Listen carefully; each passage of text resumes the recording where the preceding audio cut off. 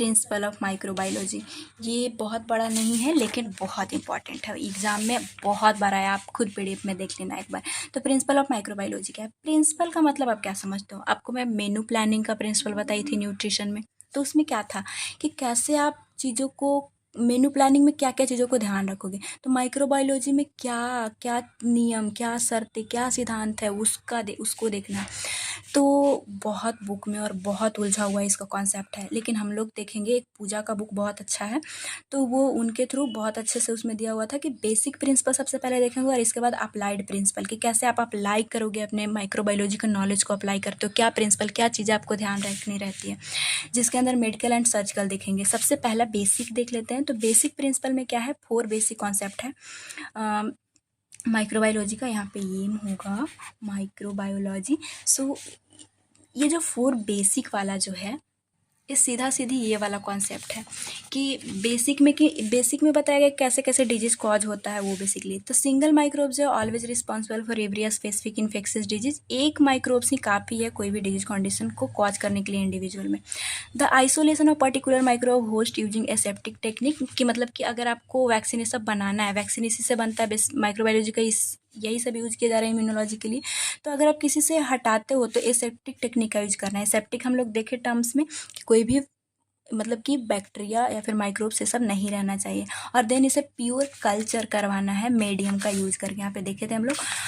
So the microbe जो isolate किया, specific pure culture करवाया, must cause same disease new healthy हो। दूसरे में भी अगर हम लोग इंजेक्ट करते हैं तो ये कॉज कर देता है डिजीज कंडीशन को। और जब isolation new host using aseptic technique, वहाँ पे भी आपको ध्यान देना है कि कोई और आपके ही हाथ का ऑर्गेनिज्म ना चले जाए। मीन्स कि सिर्फ यही रैट का आना चाहिए, इसी का आना चाहिए माइक्रोब्स जो भी है, तभी तो आप ग्रो करोगे। तो आपके हाथ वाला भी चल गया तो वो भी ग्रो कर जाएगा। तो ये सब चीज़ों को ध्यान रखते हुए using aseptic technique another pure culture अगर हम लोग करते हैं तो resemble already identify and isolate microbe exactly in all aspect same. ये सेम मिलता है तो हम लोग बोलते हैं कि वही माइक्रोब जो है वो डिजीज कॉज कर रहा है। और इसी से आगे वैक्सीन ये सब बनता है। फिर हम लोग यही इंजेक्ट करेंगे दूसरे में तो वो एंटीबॉडी बनाएगा, उसको निकाल के रखेंगे, दूसरे में इंजेक्ट करेंगे। या फिर अगर ये हमें मिल गया तो इसका कैपेसिटी को बहुत ज़्यादा हीट दे के इसकी कैपेसिटी को कम करेंगे, और कम करेंगे तो फिर ये इसके अंदर इतना कैपेसिटी नहीं रहेगा कि हमारे बॉडी में जाके डिजीज कॉज कर सके। और जब डिजीज कॉज नहीं करेगा तो बस इसको देख के हमारा इम्यूनिटी जो अंदर है वो ज़्यादा हो जाता है, इसको रिकॉग्नाइज कर लेता है। और दूसरी बार अगर एक कैपेसिटी के साथ भी आया तो हमारी इम्यूनिटी इतना हो चुका है कि इसको अब भैया मार देंगे। तो ये सारी बेसिक प्रिंसिपल है माइक्रोबायोलॉजी में, जो कि मेडिकल में वैक्सीन ये सबसे रिलेटेड है, डिजीज कंडीशन ये सबसे रिलेटेड है। अब हम लोग अप्लाइड देखते हैं कि आप नॉलेज को माइक्रोबायोलॉजी के जानने के बाद क्या करते हो, इस सब कैसे जो है वो टेक्निक यूज, प्रिंसिपल यूज करते हो। सो अप्लाइड प्रिंसिपल जो है माइक्रोबायोलॉजी का, based upon principle of asepsis feature following. Applied में आपको इतना ही ध्यान रखना है कि अप्लाइड आप कर क्या रहे हो। और हाँ, अप्लाइड माइक्रोबायोलॉजी आपको मैं बताई थी कि इसका मतलब क्या है।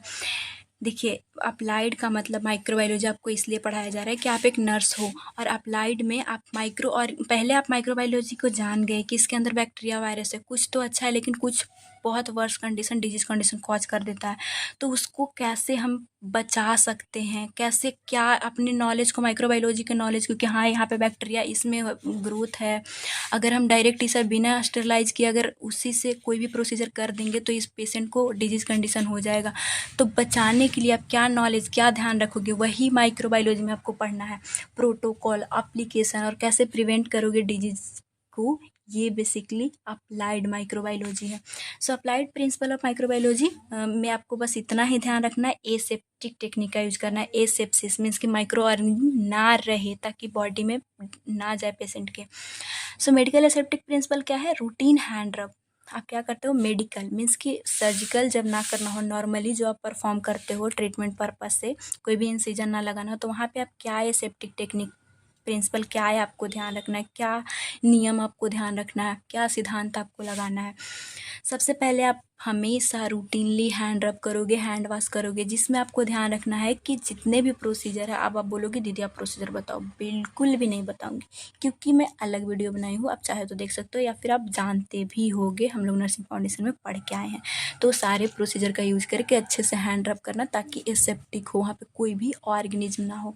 साथ ही साथ हैंड, आप, मेरा नेल बड़ा है क्योंकि मैं हॉस्पिटल नहीं जा रही हूँ, सो ये ट्रिम्ड होना चाहिए, कट होना चाहिए, जितने भी ज्वेलरी है वो रिमूव होना चाहिए। ये हैंड रब का बेसिक प्रिंसिपल है। साथ ही साथ जो भी इक्विपमेंट है वो स्टोर कर रहे हो तो एसेप्टिकली, कोई भी ऑर्गेनिज्म सब ना हो, कंटामिनेशन ना हो, ये सब आपको ध्यान रखना है। साथ ही साथ preparing equipment, disinfection them properly before use. जैसे ही आप मतलब यूज करना है तो उससे जो है वो डिसइंफेक्ट करना है। आप धो के रखे तो फिर भी उसे डिसइंफेक्ट अच्छे से कर दो, ताकि कोई ऑर्गेनिज्म उसमें ना रहे। साथ ही साथ आपको ग्लव्स, जो नॉर्मली मेडिकल भी आप कोई भी एंजिटिव फीडिंग करवा रहे हो तो वहाँ पे ग्लव्स का यूज़ करना है, नॉर्मली एप्रॉन का यूज़ करना है। और साथ ही साथ जो बायोमेडिकल वेस्ट मैनेजमेंट जो है, हम लोग इन्फेक्शन कंट्रोल में पढ़ेंगे और इसमें भी पढ़ के आए हैं नर्सिंग फाउंडेशन में, तो वो सारे भी सही जगह सही वेस्ट मैनेज हो, ये आपको ध्यान देना है, जिससे माइक्रो ऑर्गेनिज्म ग्रोथ नहीं करेगा, उसकी वजह से किसी और को डिजीज कंडीशन नहीं होगा। नेक्स्ट हम लोग देखते हैं surgical aseptic principle. Surgical aseptic principle में क्या है कि सर्जिकल हैंड रब इसमें किया जाता है। सर्जिकल में क्या है, इंसिजन लगेगा तो भैया बहुत अच्छे से, मतलब इसमें तो सिर्फ डिसइंफेक्ट किया जा रहा है, क्योंकि आप ग्रोथ को उसका रोक दोगे, थोड़ा सा रहे तो उसके अंदर इतना कैपेसिटी नहीं है, उतना में हमारा बॉडी उसको कील कर लेगा। लेकिन एसेप्टिक में क्या है कि सीधा वो हमारे बॉडी में अगर वेजिटेटिव फॉर्म में भी चल जाता है, थोड़ा सा भी चल जाता है, तो डिजीज कॉज कर देगा, क्योंकि आप कट लगा रहे हो, सीधा हमारे ब्लड में चला जाएगा कोई भी जो भी माइक्रोब्स है। और ये मेडिकल में क्या होता है कि अगर नॉर्मली जा रहा है तो फर्स्ट डिफेंस जो मैकेनिज्म है, अगर माउथ में जा रहा है तो म्यूकस मेम्ब्रेन में ही फर्स्ट डिफेंस है जो कि मार देगा, लेकिन इसमें ब्लड में चल जाएगा तो फिर दिक्कत है। इसलिए असेप्टिक टेक्निक यहाँ पे यूज होता है, हैंड रब करना होता है लॉन्ग टाइम में। ये सर्जिकल हैंड वॉशिंग हम लोग पढ़ चुके हैं, सो वो आपको करना है। साथ ही साथ sterile towel and hand, sterile towel से हैंड ड्राई करना है, हैंड को सुखाना है, या फिर ऐसे ही ड्रायर से सुखा लिया जाता है, ताकि उस क्लॉथ से भी आपके हैंड में बैक्टीरिया ये सब ना आए, माइक्रोब्स ये सब ना आए। The field of operation must be properly sterilise. जो फील्ड है ऑपरेशन का वो भी ध्यान रखना है आपको। सर्जिकल कोई भी प्रोसीजर से पहले ये प्रिंसिपल आपको ध्यान रखना है कि वो एरिया भी पूरा स्टेराइल होना चाहिए, उस इन्वायरमेंट से भी उसके बॉडी में नहीं जाना चाहिए कोई भी माइक्रो ऑर्गेनिज्म। नेक्स्ट आता है स्टेराइल गाउन, मास्क, जो है हेल्थ केयर जो भी वर्कर, चाहे डॉक्टर हो, नर्सेस हो, सबको पहनना है। साथ ही साथ surgical supply must be sterile. जो भी इक्विपमेंट होगा, सर्जिकल सप्लाई जो भी सर्जरी में यूज होगी, वो सभी स्टेराइल होना चाहिए। वेजिटेटिव फॉर्म पूरा बैक्टीरिया सब किल होना चाहिए। नेक्स्ट आता है जो स्किन ऑफ पेशेंट है, incise must be properly sterile prior incision. Means कि स्किन को भी बेटाडीन से जो वॉश किया जाता है, क्लीन किया जाता है, स्टेराइल किया जाता है, ताकि उनके ही सरफेस से कोई माइक्रो ऑर्गेनिज्म के ग्रोथ ना हो।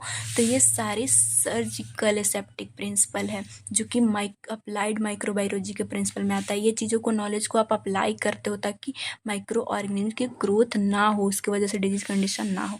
तो ये था हमारा, फाइनली ख़त्म होता है प्रिंसिपल ऑफ माइक्रोबायोलॉजी। पूरा 1 चैप्टर हम लोग ख़त्म कर चुके हैं, जिसमें बेसिक प्रिंसिपल और अप्लाइड, ये इंपॉर्टेंट है, आप इसी तरह से आपको एग्जाम में लिखना है।